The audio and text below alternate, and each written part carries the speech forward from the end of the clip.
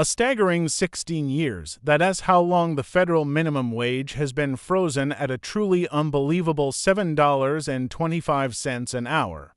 Think about that for a moment. 16 years of a stagnant wage in an ever-inflating world. This isn't just an economic statistic, it's a brutal reality for millions, a silent crisis that's silently eroding the lives of hard-working Americans. The debate isn't just about fairness anymore, it's about survival. And what is truly shocking is the story behind this freeze and the explosive arguments still raging about it. The grand promise, when a wage meant a life for nearly a century, especially throughout the 20th century, few ideas transformed the American economy like the minimum wage. It wasn't just a low-end payment, the concept was revolutionary. A full-time worker putting in a solid 40 hours a week should earn enough to actually support their family. For decades, this wasn't just theory, it was reality. This minimum standard lifted countless families out of poverty, fueled consumer spending, and built a foundation of dignity for working people. It ensured that the absolute basics of life, food, shelter, clothes, were within reach for those who contributed to the economy. But somewhere along the line, that promise began to crack, leading us to the dire situation we face today. The stagnant reality, $7.25 trapped in time. Today, the federal minimum wage remains stubbornly stuck at $7.25 an hour. That date, the last time it saw an increase, was back in July 2009, 16 years. It's a number that boggles the mind when you consider how much the world has changed, how much prices have soared. While you might hear that no one actually gets paid the minimum wage anymore, the truth is far more complex. It's perfectly legal in many states, like North Carolina, to still pay this pitiful sum. And in states like Mississippi and Louisiana, it's a very real figure for countless workers. While some progressive states and cities have broken free, enacting their own, much higher minimum wages, this creates a bizarre patchwork across the nation. A worker could be making drastically different amounts for the exact same labor, simply depending on which side of a state line they live. This isn't just a quirky detail, it's a massive economic disparity that leaves millions vulnerable. But this deep divide over the wage itself sparks an even more fundamental argument. The battleground, starter job versus living wage, this is where the debate truly explodes. For many, the minimum wage was never intended to be a family-supporting income.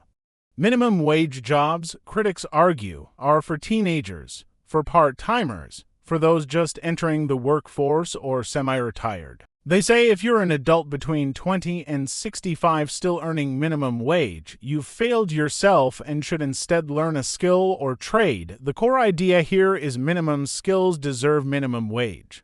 But countless others vehemently disagree, pointing out the harsh realities of the modern workforce. We need our food workers just like our accountants, one person argued.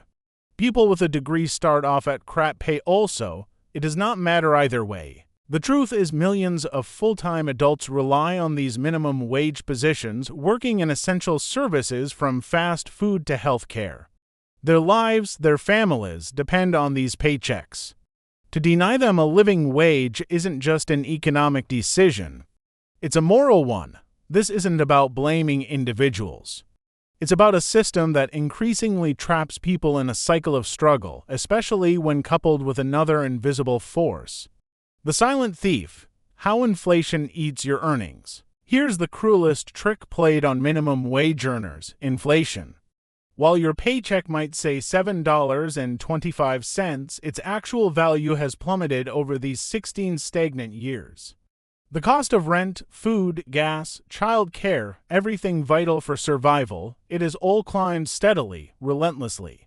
This means that for the exact same work, you are effectively earning less money today than you did in 2009. It is a pay cut you do and see on your stub, but you feel it with every grocery bill and every rent payment. How is it fair that the dollar value for the exact same work today should be less than those a decade ago?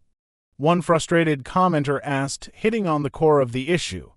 You're working just as hard, perhaps harder, but your efforts are systematically devalued by an economic force beyond your control. This isn't merely inconvenient. It pushes already struggling families into deeper poverty, highlighting a widening chasm between stagnant wages and soaring living costs. And the economic fallout doesn't stop there. The ripple effect beyond just the lowest earners, the debate over raising the minimum wage often focuses solely on those earning the absolute bottom dollar. But the reality is, increasing the minimum wage sends a ripple effect across the entire economy. If the floor is raised to, say, $12 or $15, it doesn't just benefit the $7.25 workers. It often triggers pay increases for those earning slightly above the old minimum, pushing up wages across the lower and middle tiers. This broadens the economic impact, potentially lifting more families and stimulating consumer spending. Of course, critics quickly raise the alarm about other potential consequences. When minimum wage is raised, prices everywhere also go up, some argue, claiming it's essentially pointless due to inflation or that businesses will close very soon. Others even suggest that higher wages might incentivize automation, leading to job losses. These are vital economic considerations that spark fierce debates among experts. But proponents counter that the alternative, allowing wages to stagnate while the cost of living explodes, guarantees hardship for millions and creates a society with growing inequality. The political stalemate, inexcusable inaction. So, if the arguments for a higher minimum wage are so compelling and the human cost of stagnation so clear, why has Congress done nothing for 16 long years? The bitter truth is that the failure to make the minimum wage a living wage is, for many, simply inexcusable. This isn't an oversight. It's a deliberate choice, driven by intense political opposition, particularly from certain ideological viewpoints. Congress has known about this for 40 years, one exasperated comment reads. But it has not come up with a plan to fix it. There is a widespread sentiment that politicians are either too consumed by other battles or too beholden to powerful interests to act on behalf of low-wage workers. The finger-pointing often devolves, with some claiming minimum wage should be decided by each state, not the federal government, further fragmenting efforts. This political gridlock isn't just frustrating. It's actively contributing to widespread economic insecurity, trapping millions in a cycle of struggle. 16 years of a frozen federal minimum wage is more than just a missed opportunity.